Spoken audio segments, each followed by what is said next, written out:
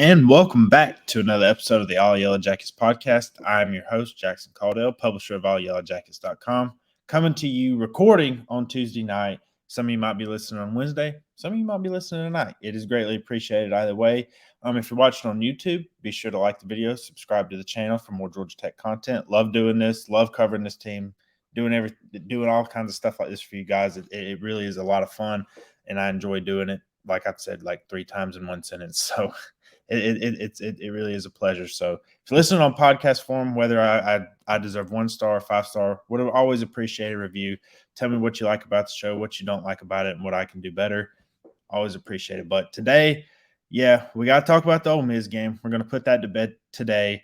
We're going to look ahead to Wake Forest and what I would argue is the most important game of the season. Possibly, could Georgia Tech's bowl game hopes hinge on this one game? It's possible. I think it's actually likely. But we're going to just, go ahead and dive right into Ole Miss. A brief overview of this game. One thing I was anxious to watch, it was a sold-out crowd in Vaught Hemingway Stadium. That's a really tough place to play in an SEC environment, and was anxious to see how Georgia Tech handled it. Haynes King's played in the SEC before. He's played in tougher environments than this. Like he's went on the road to Tuscaloosa and played in that stadium. So, but as a whole, I was just anxious to see how they would come out and respond. Ole Miss come out, very confident in this game. They were obviously big favorites, but, Brent Key's had success as an underdog as a head coach and won outright. So Ole Miss had a couple of receivers out. Quinshon Judkins, after some weird stuff with Lane Kiffin, like he played. Lane Kiffin was trying to make it act like he was not going to play throughout the day, telling people that he wound up playing. Honestly wasn't very effective, which was a little strange for him. He's one of the best players, running backs in the country. So just offensively, solid game. I would say it was a B. It was not the best game of the year. There were some points were left on the field, whether it was because of special teams or because of offense not converting. Defensively, an F-. Like it was F in every single sense of the word. It was just not a very good performance, and it's got to get fixed. Defense has got to get fixed, whether it's coaching, whether they've got to figure out what, especially on the run defense side.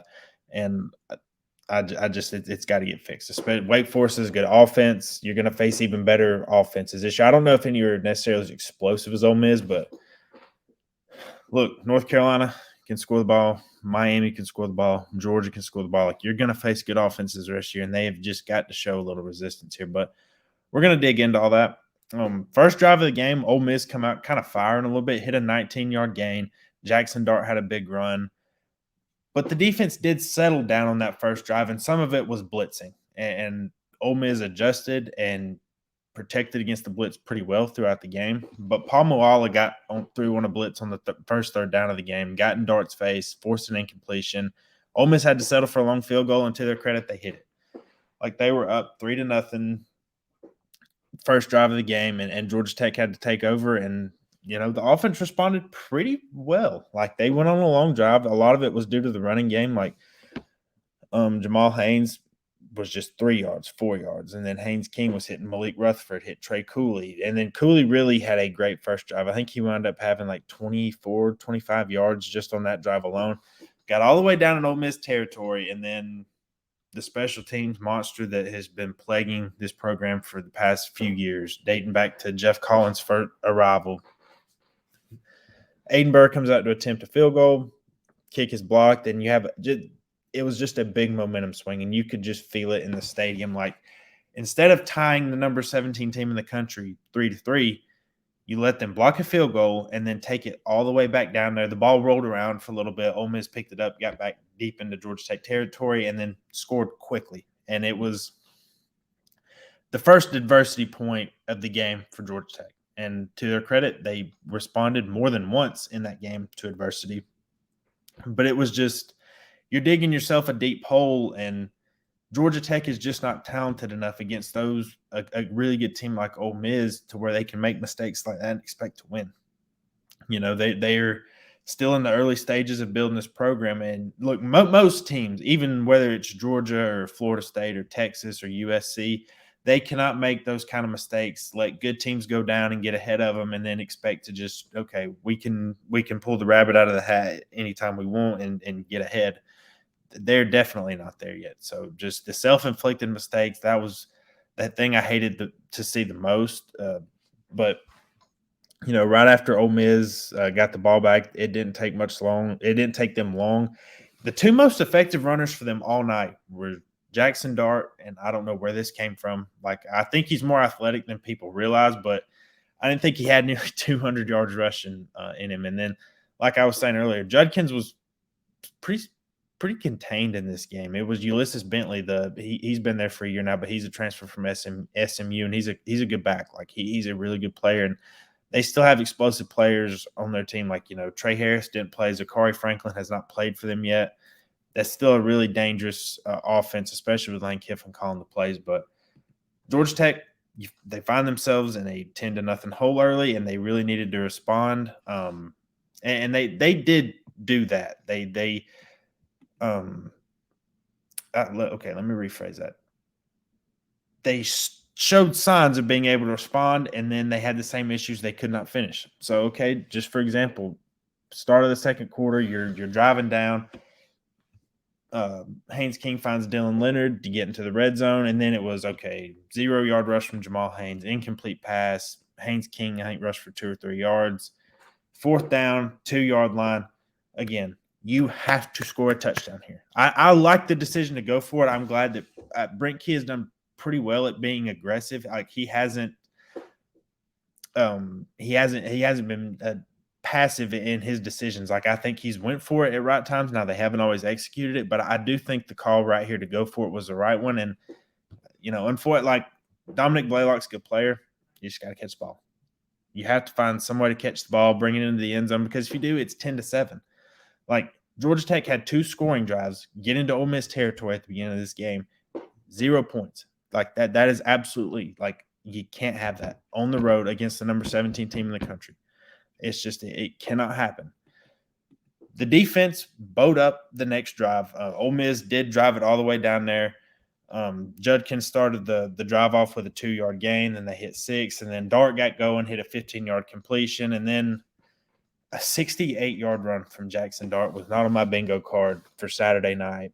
He hit it, got all the way down there, and it looked like it was going to be 17-0, and it was going to be good night for Georgia Tech already. To the defense's credit, this was probably the best thing that they did all night. They did get a stop on that drive. Miles Sims had a really good pass breakup on 4th down. I know Ole Miss was really mad they didn't get a holding call there. I didn't think there was one. Not trying to sound like a homer or anything, but like it was a really nice play by Miles. And the secondary had some busts that night, but he did a really good job of getting the ball out.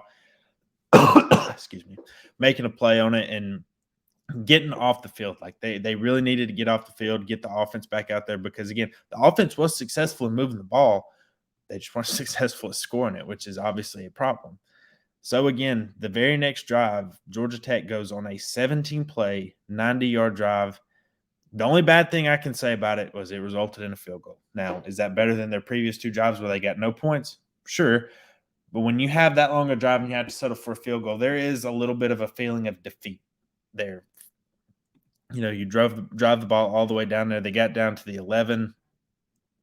Haynes King hits Malik Rutherford for about 6 yards. Weren't able to get it. I honestly thought they might go for it again to try to get a touchdown, knowing that they had the ball coming out of the second half.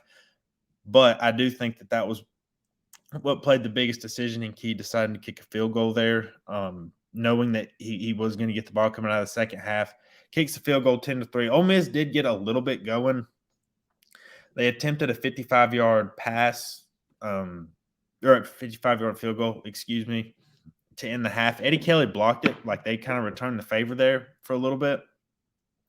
And it was 10-3 at the half. And my biggest takeaway, and I wrote about it and talked about it, we wrote about it on the site, like, red zone opportunities were the biggest thing, misstep in this game. Like, they didn't – you had 3 drives in the whole first half, which shows you, like, they just really possessed the ball a long time. Like, having only 3 drives in one half is kind of incredible. And you come away with 3 points. Like, you can't average 1 point a drive. Like, it's just not going to happen. You got to be able to finish drives. You had the blocked field goal. You had the drop pass by Blaylock. And then, you did get a field goal. But again, like I said, after 17 play, 90-yard drive, it does feel a little deflating to come out with only a field goal. But again, the main thing was Georgia Tech was only down 7 points to the number 17 team in the country at halftime. Like, if it hadn't been for those red zone miscues, they could have very easily been winning. I mean, like, just looking at the second quarter stats, like Georgia Tech outscored them 3-0, had more first downs, had more total, had 22 plays for 103 yards. You just got to finish in the red zone. The first drive out of the second half, Haynes King did pick up a first down rushing, but was sacked on third and 14 just a couple plays later. The offensive line, just to touch on them real quick, I thought played pretty well all night. Like, I don't think that Ole Miss, like I was just saying, Ole Miss got a sack, but Ole Miss's defensive line has been pretty dang good this year and has talent on it. And I think that was their only sack of the game, if I'm not mistaken. Like, this is a much improved unit from last year. Isn't one of the best in the country. I'm not here to argue that, but the King is not getting just pressured at every snap a lot like, whoever was playing quarterback was last year. I do think that they've improved a lot in that area. And then the running game has been very effective. I thought it was a pretty good performance by the Georgia Tech offensive line. And yeah, I mean, Ole Miss finished the night with 2 sacks, and that was one of them. So did a good job of keeping Haynes King clean for the most part. Yeah, obviously you would rather allow no sacks, but only allowing 2 to a pretty good team is not bad. The next drive was just this is where the defensive problems really, really started to set in, and it was at least on the previous drives they were not allowing. Like, you had the pass breakup by Miles, you forced a field goal on that first one by getting pressure on Dart with blitzes. Then they just started, like, the tackling just absolutely just went in the toilet. Like, it was, you had a crazy play by the Ole Miss's first play coming out of the half after they got the ball back from Georgia Tech. They had Dart almost on the ground, and then he flings the ball forward. Judkins catches it about 25 yards. Look, you can't do anything about that. Like, it's just a great play by 2 really good players. But it was just, Judkins, okay, loses a yard on the next play. Then it was a 23-yard completion to Jordan Watkins, and Jackson Dart hit another run, and then Ulysses Bentley scores from 21 yards out. And then in, was it 5 plays? 17-3. And then you get to the next drive for Georgia Tech. You got to respond. And then I don't know how most people felt about the fake punt call, because this is the next drive. You had Trey Cooley lost yards on the first play. On third, and I think it was 15, Haynes King ran the ball. All right, so Brent Key explained this today. Down here, deep in the territory, Ole Miss was in the kind of punt return defense that they liked, and they thought they could get this play on. He said if they got it upfield anymore, they wouldn't have been able to do it because they would have been in punt safe. So this was the time to do it. That's why they ran the ball on 3rd and 15. I'll be completely honest with you. I don't quite understand that. If it's 3rd and 15, I'm not, and I'm deep in my own territory, backed up. I'm not calling a run play just so I can set up a fake punt on 4th and 9. I'm sorry. I'm just not going to do it. Now, let me get to the other half of this. That was holding. Like, that should have been called holding on Brett Seether. Avery Boyd, I think it would have been a completion. But I don't agree with the call, especially just you're down 17-3. I know the defense wasn't playing good, but I'm not a big fan of fake punts. If I'm going to go for it, I would rather leave my very good offense on the field to try to get it. I'm just not a big fan of letting a receiver try to throw to a tight end and get it. Maybe it would have worked, but I'm just not a big fan of the call. But again, I agree with, I think most fans agree that was holding. Like, that was holding. And everybody knows what happens next. Ole Miss scores a touchdown in 6 plays. Yeah, Jackson Dart ran into another touchdown, and it was 24-3. I was live blogging the game. I wrote, that might be the dagger, because you go from having a fake punt, it not work, whether you agree with the call or whether it was a bad call or not, it didn't work. Ole Miss takes over and scores quickly, and now you're down 24-3 on the road against a really good team. this is what I was saying before at the start of the show that there are some good things to take away, and I think one of them, for the most part, is this team did fight last year at different times. I think that there were times in this particular kind of game setting that they would have folded. I do think it is a lot of growth that they show to fight back and make this a one possession game. And so how do they do it? Well, let's talk about it. So they come back. They had to have a good drive on the next one, and they did. They were facing a 3rd and 7. King hit Eric Singleton for 10 yards. And then that was a couple plays later, hit him for 51 yards. I wish it would have been a bit of a better throw. He kind of it was a high arcing throw. Singleton caught it. They got down to the goal line and then scored on a Haynes King run the next play. But I wish the ball could have been laid out there just a little bit more where Singleton could have caught it, just got into the end zone, and it would have been fine. But, I'll also just stop here and say I have a point in every show so far where I have to talk about Eric Singleton and how good he is. And, I'm not going to get tired of it. For a true freshman to come in and be the leading receiver and have a touchdown in every game, and he destroyed Ole Miss's secondary. If even the place he didn't get the ball, if you watched him, he was just absolutely getting open. I hope they find more ways to get in the ball, because I just think he might be the best weapon on the entire offense, and he had another fantastic game. He had a lot of targets. I think he wound up with 11 for the game. He only caught 4 or 5 of them for 97 yards, led the team, including that 51-yarder, but got down there. Haynes King punched it in. It's 24-10 all of a sudden near the end of the third quarter. And right as the quarter was ending, 3 and out. They did a good job, and they got the ball back. And then what do? They go right down the field, 10 plays, 68 yards, 4 minutes, and they scored. Eric Singleton with a touchdown. And it was 24-17, and it was that point, it was interesting. I made the point at the beginning of the show, I never really thought Tech was going to win, and I still feel that way. But for them to fight back and get that to one-score game, because I think a lot of people will just look at 48-23, because I think a lot of Tech fans know that a lot of national media doesn't watch the game, because if I see one more power ranking, where ACC power ranking, where Georgia Tech is behind Virginia Tech, Pitt, or Boston College, I'm going to rip my hair out. And it just shows that they weren't watching this game through the whole way. They went and box score scouted, saw it was 48-23. Ole Miss killed them. They didn't know with 10 minutes to go, it was a one-score game. Now, I'm not sitting here trying to have a moral victory party for Tech and paint this as just a great game, because we're about to get to the disaster of the last 10 minutes. But to battle back like they did, I do think that does say something against one of the best teams are going to play all year. I think you could argue Ole Miss is probably better than Clemson. The only team I don't think they're better than is Georgia, in terms of being on Georgia Tech's schedule. But they battled back against a really good team on the road. But we got to talk about the rest of the game. So right after that, Ole Miss goes down and kicks a field goal after a 7-play drive. It was a 45-yarder. It was good. And then the Tech offense just could not get going.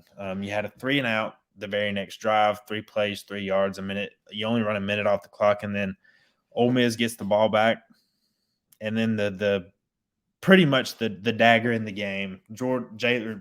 Watkins catches a 68-yard touchdown. Jackson Dart, he had pressure in his face, and I have to give this kid all the credit in the world. He made an incredible throw, and Tech got beat deep.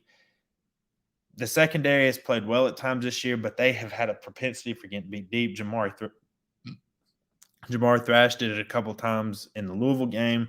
Ole Miss was getting some guys deep, and look, Dart was about to get crushed. He stood in there, took the hit, made the throw. It was a really good play. At that point, it was 34-17, and there was only 6 minutes left. And then again, Tech went 4 and out. They didn't get another first down for the second straight drive.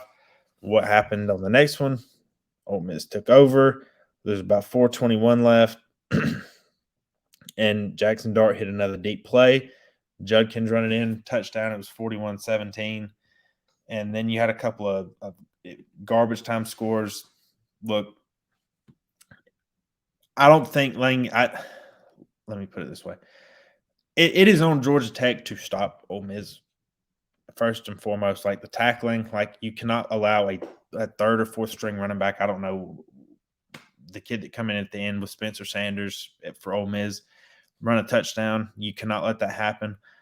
I will say I don't think there's any need to do that. Like, I'm sure Lane Kiffin may have wanted to cover the spread. I'm sure he was just, running plays. And again, I asked Brent Key about it after the game. He didn't feel they were running up the score. He said it's just their responsibility to stop them, and he's correct. To be fair, I don't think there's a need to do that. That's just my 2 cents, for whatever it's worth. But the game just the explosive plays and the red zone miscues, that was the difference in the game. Like, Ole Miss hit a ton of explosive plays in the fourth quarter. Georgia Tech not being able to cash in on getting in Ole Miss territory early in the game. You had the blocked field goal. You had the drop by Dominic Blaylock. You had driving 17 plays for 90 yards and only coming up with a field goal. You got to be able to finish drives better. You got to be able to tackle better. You can't allow explosive plays. Those are, I think, the biggest takeaways from the game.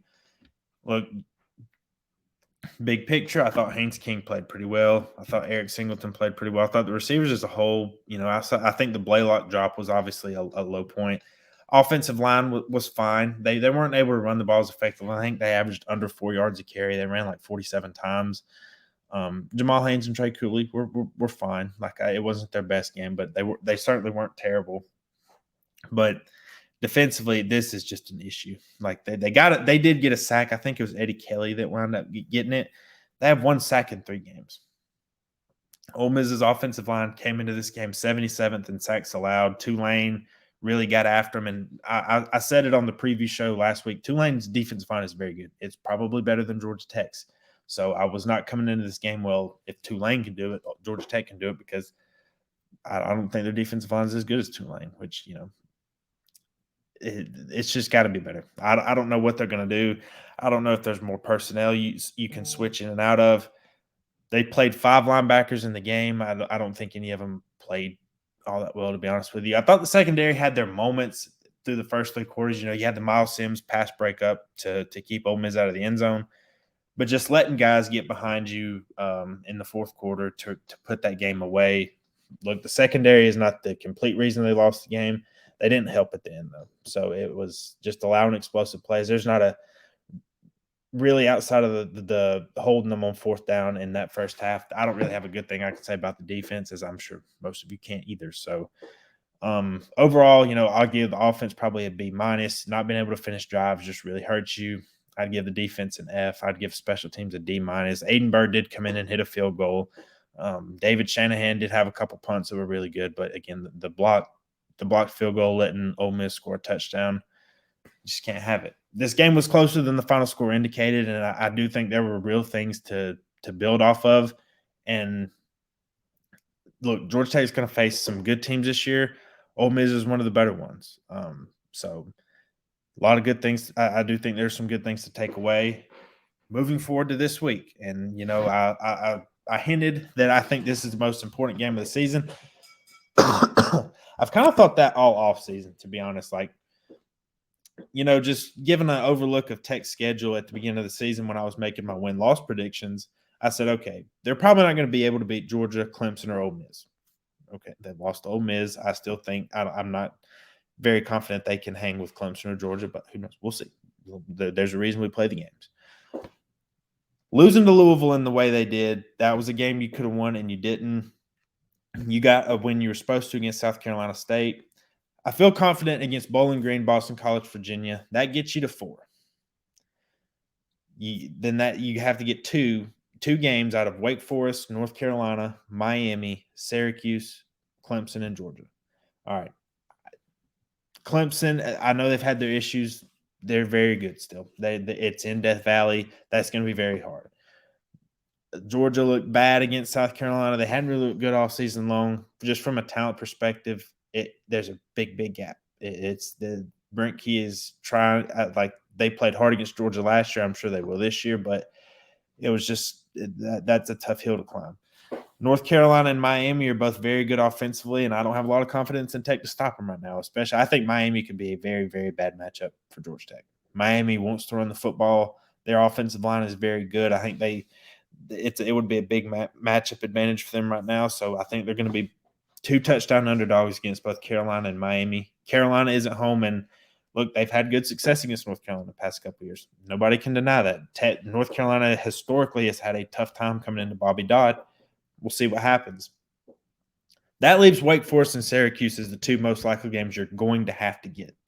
And most people saw the line open. Wake Forest opened at like an 8-point favorite, and then it got all the way down. I saw 3 points was the lowest I saw it. I think it's back up to 3.5 or 4 now. This is a big game. Like, this is Wake Forest is a good team, but they're obviously Sam Hartman is gone. Mitch Griffiths is a good quarterback, by the way, but he is a lot more mistake prone, I think, than Hartman was. Hartman had his moments. He had like single games where he would throw a ton of interceptions, but then like in the other 8 or 9 games, he didn't make mistakes a lot. Griffiths has a tendency to make mistakes. Wake Forest defense is not good. They do get pressure and they do create some negative plays. They have not played it anybody.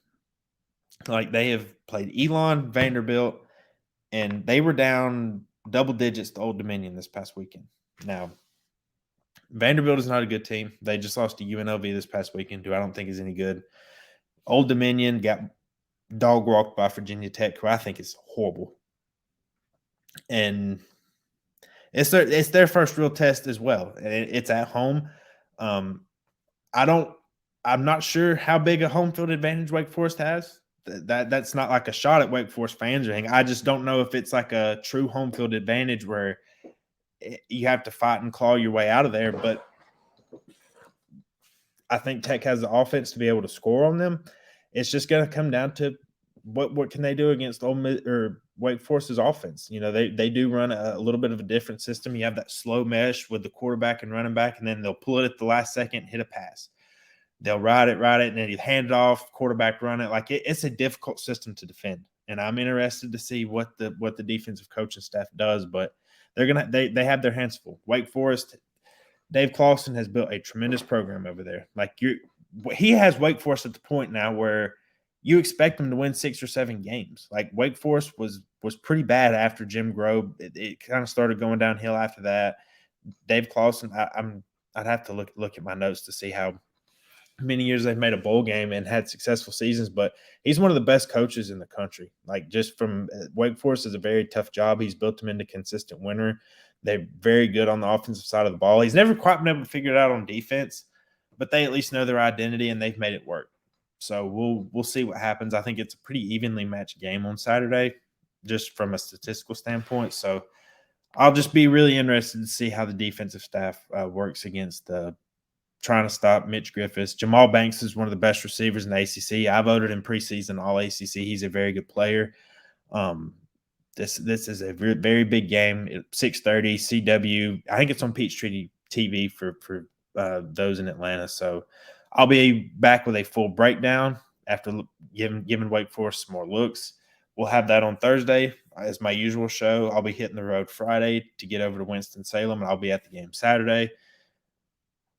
Positives to take away from Ole Miss game for sure. Still a lot of negatives, but you went on the road, had a tight game. It was a tighter than expected game against the number 17 team in the country, and you just let explosive plays dictate the fourth quarter. Letting up explosive plays, not converting in the red zone, that's what really doomed you. So we'll see if they can correct those issues, and you still have the issue of tackling. I don't know if that's getting fixed or not. So a lot to correct, a lot to build on. But that's going to do it for today's show. I hope everybody enjoyed it. If you're able to sit here and listen to me for 30 minutes, I applaud you. I don't like listening to myself talk a lot. So like the video if you're watching on YouTube, subscribe to the YouTube channel. Go check out allyelljackson.com. There's going to be plenty more Wake Forest content coming out this week as we get ready for Saturday's game. If you're listening on podcast form, 5-star review, 4-star, 1 star if you think I deserve it. You know, maybe I do. And just be sure to leave a review. Tell me what you like about the show. Tell me what you don't like, what I can improve on, and I'll try to just add as much to the show as I can. Love doing this kind of content for you guys. Love covering this team, and hopefully they can. We'll see what they got on Saturday. So appreciate anybody tuning in, and that's going to do it for today's show.